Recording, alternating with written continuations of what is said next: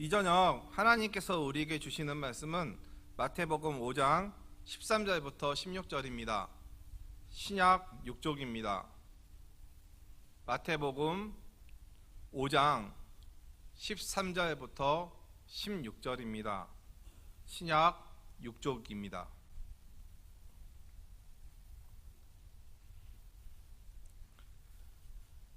마태복음 5장 13절부터 16절을 함께 읽도록 하겠습니다. 너희는 세상의 소금이니 소금이 만일 그 맛을 잃으면 무엇으로 짜게 하리요? 후에는 아무 쓸데없어 다만 밖에 버려져 사람에게 밟힐 뿐이니라. 너희는 세상의 빛이라. 산 위에 있는 동네가 숨겨지지 못할 것이요, 사람이 등불을 켜서 말 아래에 두지 아니하고 등경 위에 두나니 이러므로 집안 모든 사람에게 비치느니라. 이같이 너희 빛이 사람 앞에 비치게 하여 그들로 너희 착한 행실을 보고 하늘에 계신 너희 아버지께 영광을 돌리게 하라. 아멘. 이것은 메마른 땅을 울리는 진리의 외침이었습니다. 이것은 물질에 대한 욕심과 명예와 권력에 대한 욕심으로 가득 차서 그런 것을 누려야만 복받은 것이라는 세상의 편견을 깨부수는 망치질 같은 소리였습니다. 이것은 목적을 이루기 위해서는 마음이 더러워지고 관계가 깨어지고 그래도 상관이 없고 세상에 의가 없어도 좋다라는 이기적인 세상에 참다운 복이 무엇인지 알려주는 하나님의 음성이었습니다. 심령이 가난한 자는 복이 있나니 천국이 그들의 것이며, 애통하는 자는 복이 있나니 그들이 위로를 받을 것이며, 온유한 자는 복이 있나니 그들이 땅을 기업으로 받을 것이요, 의에 줄이고 목마른 자는 복이 있나니 그들이 배부를 것이며, 긍휼히 여기자는 복이 있나니 그들이 긍휼히 여김을 받을 것이요, 마음이 청결한 자는 복이 있나니 그들이 하나님을 볼 것이요, 화평하게 하는 자는 복이 있나니 그들이 하나님의 아들이라 일컬음을 받을 것이며, 의를 위하여 박해를 받은 자는 복이 있나니 천국이 그들의 것임이라. 나로 말미암아 너희를 욕하고 박해하고 거짓으로 너희를 거슬러 모든 악한 말을 할 때에는 너희에게 복이 있나니 기뻐하고 즐거워하라. 하늘에서 너희의 상이 큼이라. 너희 전에 있던 선지자들도 이같이 박해하였느니라. 세상을 살면서 단 한 번도 듣도 보도 못한 그런 복에 대한 이야기였습니다. 세상은 물질이 많아야 복이 있다라고 하는데 그것이 아니랍니다. 세상은 웃는 사람이 복받은 사람이라고 생각하는데 그것도 아니랍니다. 세상은 물불 안 가리는 성격으로 거칠게 살아가는 사람이 복이 있다라고 하는데 그것이 아니랍니다. 세상은 냉랭한 자가 세상을 잘 살 수 있다라고 하는데 그것이 아니랍니다.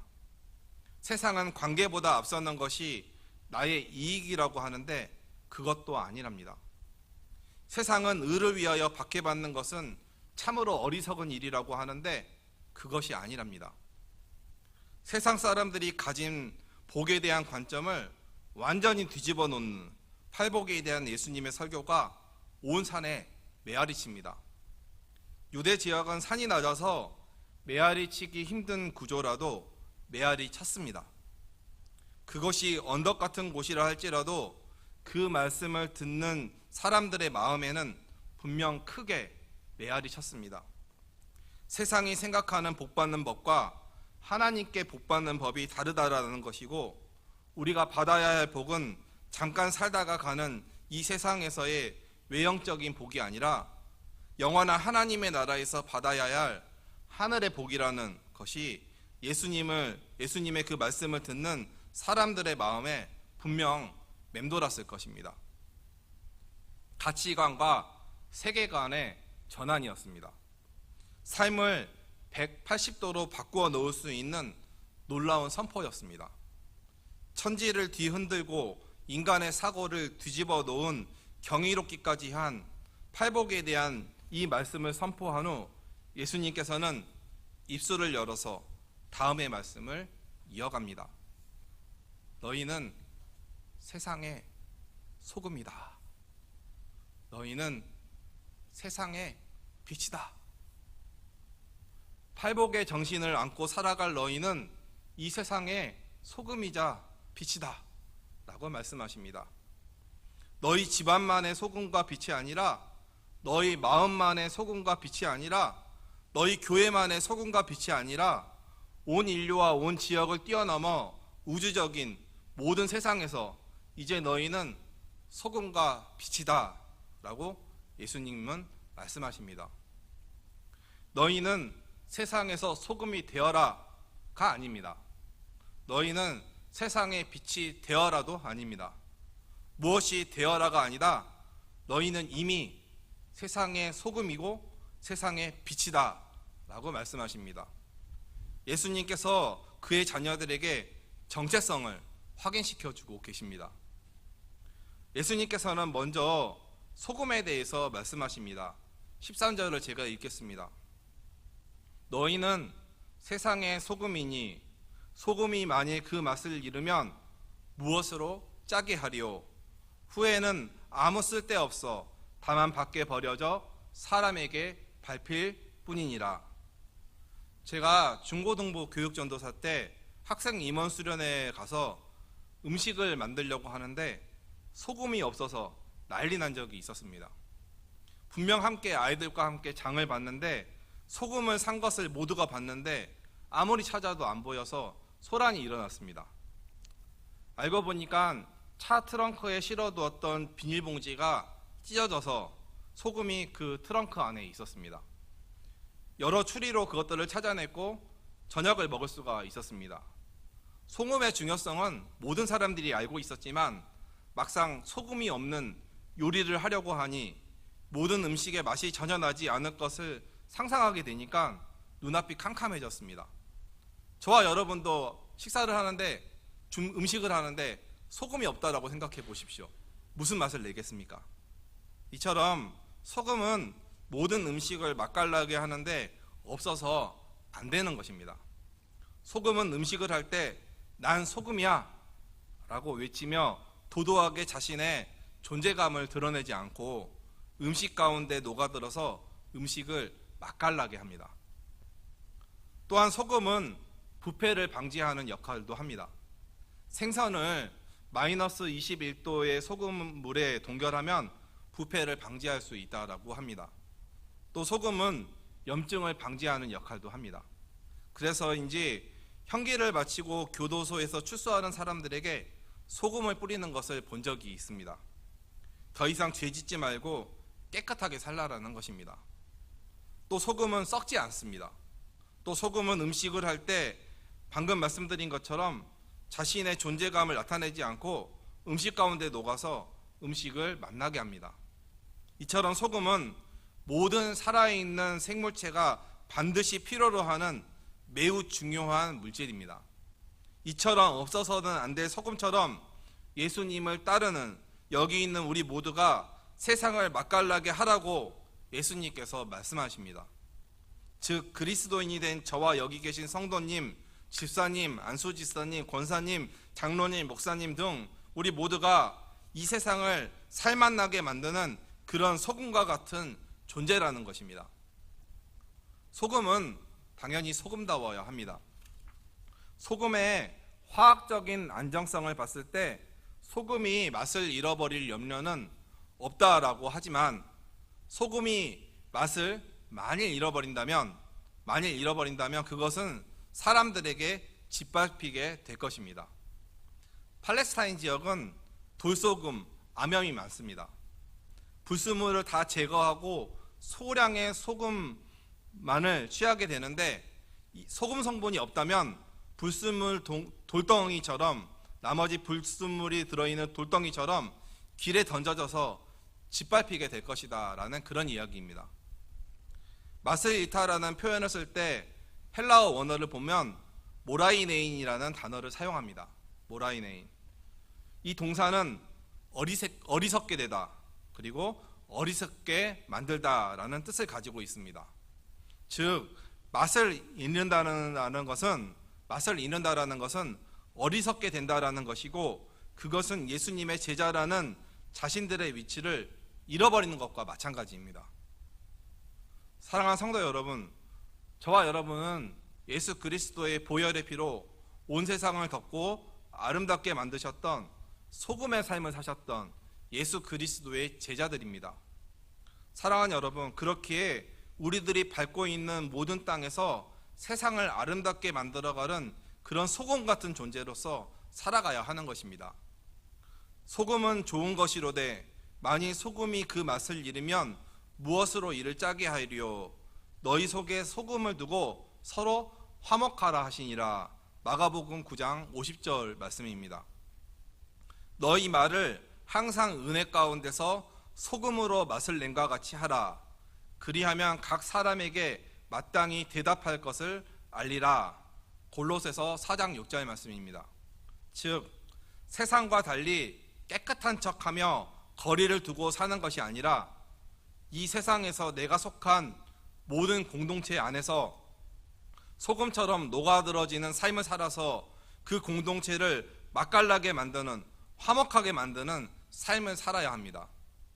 고통받고 소외된 자들의 삶 가운데 녹아들어가서 그들의 모든 것을 껴안으셨던 예수님처럼 낮아짐과 섬김과 한없는 사랑으로 내가 속한 공동체에 녹아들어가 공동체를 아름답게 변화시키는 그런 소금의 삶을 살아야 한다라는 것입니다. 나와 의견이 다르다고 서로 논쟁하며 날카로운 말로 다투고 정죄하면서 서로 분열하는 그런 삶이 아니라 서로를 이해하고 존중하면서 화목함을 이루는 삶을 살라라는 것입니다. 너희 말을 항상 은혜 가운데 소금으로 맛을 낸과 같이 하라는 것입니다. 오늘 예수님의 말씀을 따라서 우리가 속한 모든 공동체, 가정에서, 교회에서, 그리고 직장에서, 각종 모임에서, 대한민국 사회 곳곳에서 예수 그리스도의 제자로서 우리 모두 세상의 소금이 되시기를 바랍니다. 며칠 전 공중파 뉴스에서 큰 도전을 주는 뉴스를 제가 봤습니다. 영등포에 있는 요셉 의원이라는 병원이 있습니다. 가난하고 의지할 데 없는 환자를 그리스도의 사랑으로 돌보며 그들의 자립을 위하여 최선의 도움을 준다라는 병원 이념으로 37년째 후원과 자원봉사를 통해서 가난하고 소외된 환자 무려 73만 명 이상을 진료비 0원으로, 빵원으로 진료한 병원입니다. 이 병원을 창립하신 분은 선우경식 초대 원장님이십니다.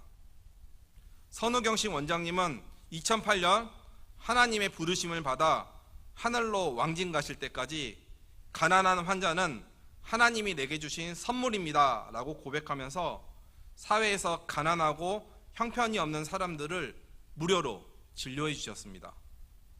한 번은 결핵 환자에게 이대로 두면 죽는다라고 수술비 안 드는 곳을 소개해 주겠다며 살아야 되지 않겠냐고 차림새가 남루한 환자를 인자한 목소리로 설득하는 모습을 영상을 보면서 큰 감동을 받았습니다.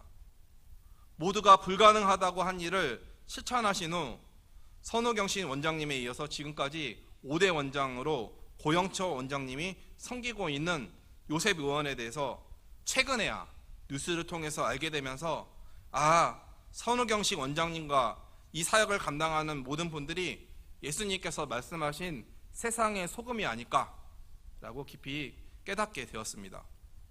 사랑하는 여러분, 맛을 내는 세상의 소금이 이런 삶이 아니겠습니까?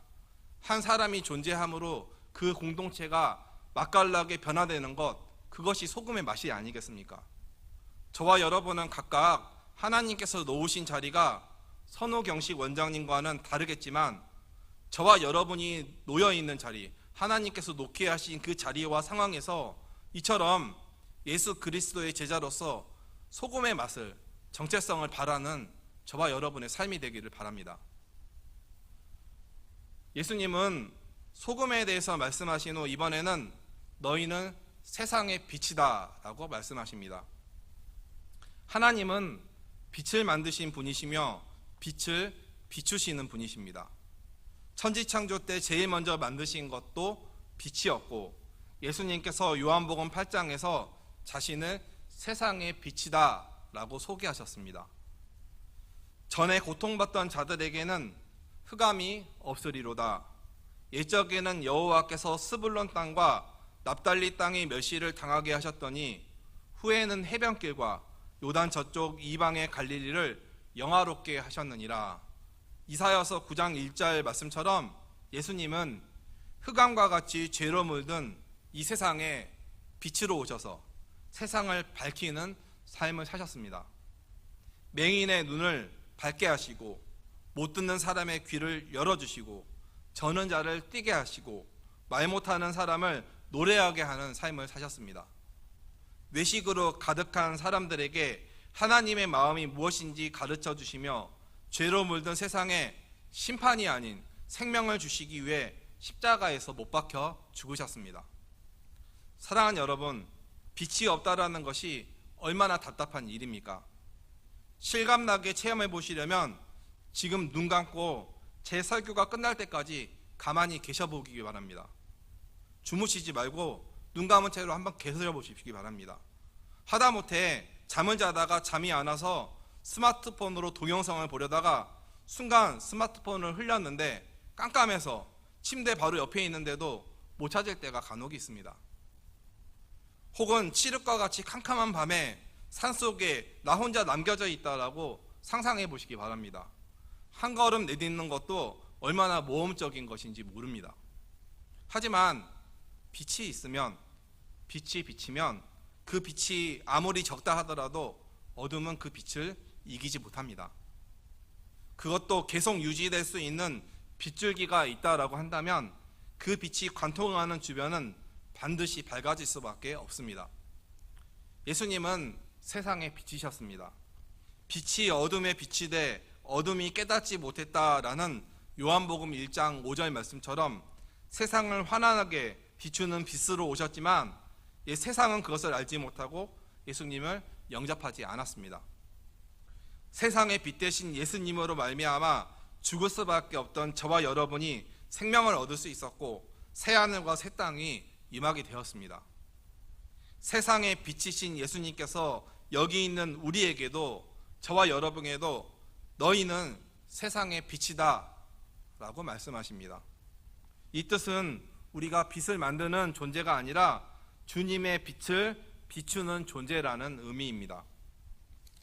마치 밤하늘에 환하게 빛나는 달처럼, 초롱초롱 빛나는 별처럼 태양의 빛을 받아 온 세상을 환하게 비추듯이 예수 그리스도의 빛을 받아 온 세상을 비추는 그런 빛이다라는 의미입니다. 이사야서 60장 1절에서 하나님께서 우리에게 이와 같이 말씀하셨습니다. 일어나라, 빛을 발하라. 이는 내 빛이 이르렀고 여호와의 영광이 내 위에 임하였느니라. 보라, 어둠이 땅을 덮을 것이며 캄캄함이 만민을 가리려니와 오직 여호와께서 내 위에 임하실 것이며 그의 영광이 내 위에 나타나리니 나라들은 내 빛으로, 왕들은 비치는 내 광명으로 나아오리라. 너희는 세상의 빛이다 라는 것은 예수님을 따르는 우리들이야말로 이 세상에 없어서는 안 될 존재라는 사실을 강조하는 말씀이고, 세상이 어둠 속에 방치되지 않으려면 하나님의 나라의 일꾼으로서 여기 있는 우리가 그 사명을 완수해야 된다라는 뜻입니다. 시온산 위에 세워진 예루살렘에 해가 떠오르면 높은 곳에 위치한 예루살렘 성이 환하게 빛을 받고 숨겨진 것이 드러나듯 예수 그리스도의 빛을 바라는 여기 있는 저와 여러분이 가는 곳에는 어둠이 물러나야 하고 숨겨진 것들이 드러나야 합니다. 거짓된 곳에 하나님 앞에서의 정직으로 거짓된 것들이 드러나야 되고 그 거짓들과 뒤엉켜서 뒤죽박죽 살아가는 것이 아니라 드러나야 하고, 인심이 삭막한 곳에 우리의 착한 행실로 인해 큰 감동이 드러나야 하고, 고통받는 사람들에게 큰 위로를 전하며 소망이 드러나야 하는 것입니다. 그런데 우리는 빛의 자녀로서의 삶을 살지 못하고 두렵고 떨림으로 어둠 속에 갇히 들어가 어둠 속에 묻혀 살 때가 너무나 많습니다. 착한 행실을 통해 세상 사람들이 하나님께 영광을 돌리게 해야 하는데 우리는 두려워서 그들과 똑같이 살아갈 때가 많습니다. 참으로 부끄러운 일입니다. 사랑하는 여러분, 우리 함께 이러한 삶을 청산하고 예수님의 말씀을 따라 세상을 환하게 비추는 등불의 삶을 살아가시기를 바랍니다. 마치 바다 한가운데 아무도 봐주는 사람이 없어도 외로이 빛을 내며 어둠을 밝히며 수많은 배들을 안전한 폭으로 돌아오게 하듯, 죄악된 세상에 휘말리지 않고 예수 그리스도의 빛을 받은 세상의 빛으로서 이 세상을 환하게 밝히는 삶을 살아가는 저와 여러분이 되기를 바랍니다.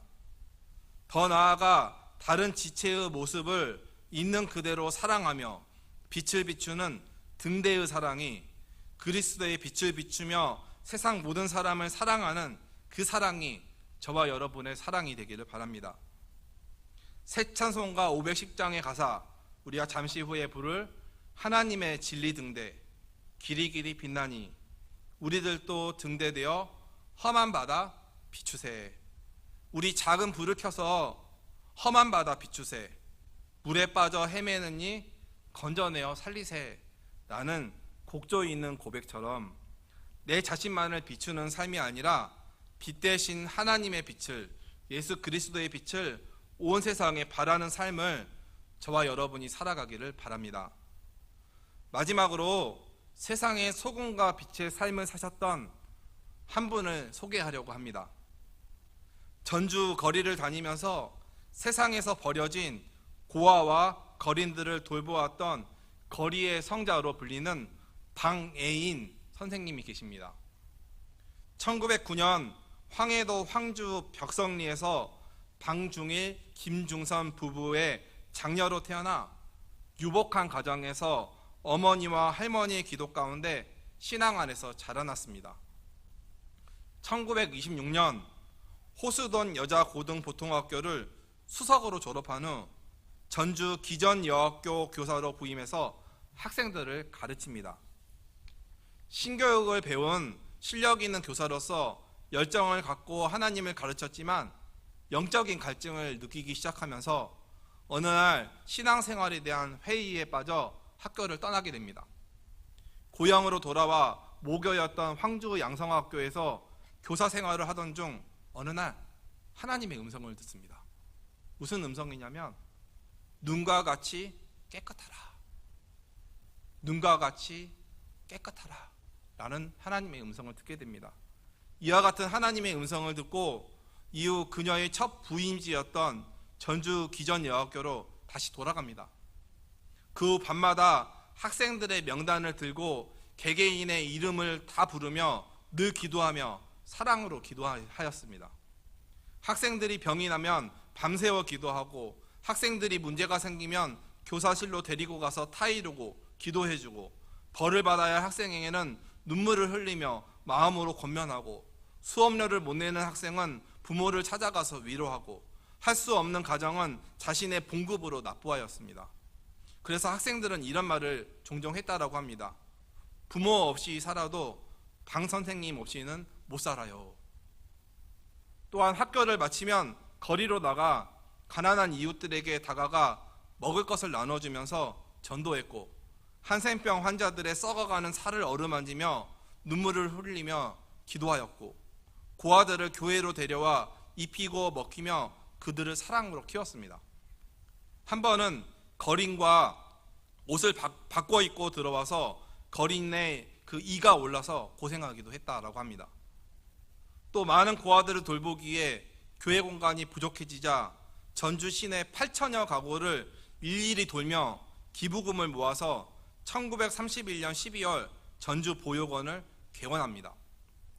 8천여 가정을 방문하며 호소한 그녀의 열정에 전주 시민들이 큰 감동을 받고 모금에 호응해서 이루어진 결과물입니다.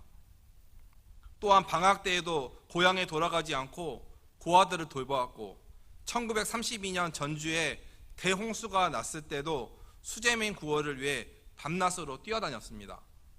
하지만 이웃을 위해 자신의 모든 것을 주었으나 자신의 몸은 돌보지 못해 고열에 시달리다가 1933년 9월 16일 24살의 나이에 예수님 품에 안기게 됩니다. 그녀의 죽음에 슬퍼한 수많은 전주 시민들이 소복 차림으로 긴 장례 행렬을 이루었습니다.